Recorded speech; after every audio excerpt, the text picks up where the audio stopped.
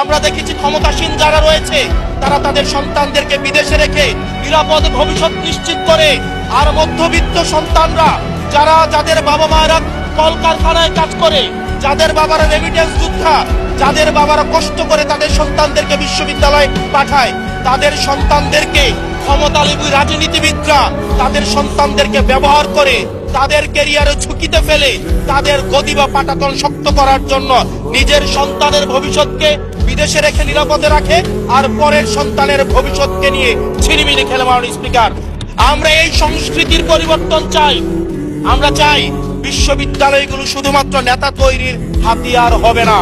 এই বিশ্ববিদ্যালয়গুলো গবেষণা, বিশ্ববিদ্যালয়গুলো পাঠ চর্চা, বিশ্ববিদ্যালয়গুলো সেখানে এক ধরনের মনস্তাত্ত্বিক সমৃদ্ধি, এবং সেখানে আমরা যেখানে গবেষণা হবে সেখানে আমরা বিশ্ববিদ্যালয়গুলো থেকে বুদ্ধিজীবী গবেষক আমরা বাংলাদেশকে এবং জাতিকে উপহার দিতে পারবো। কিন্তু অত্যন্ত দুঃখজনক বিষয়, আজকে বিশ্ববিদ্যালয়গুলো শুধুমাত্র নেতা উৎপাদন করার এক ধরনের বিশেষ সার্কেলে পরিণত হয়েছে। মাননীয় স্পিকার।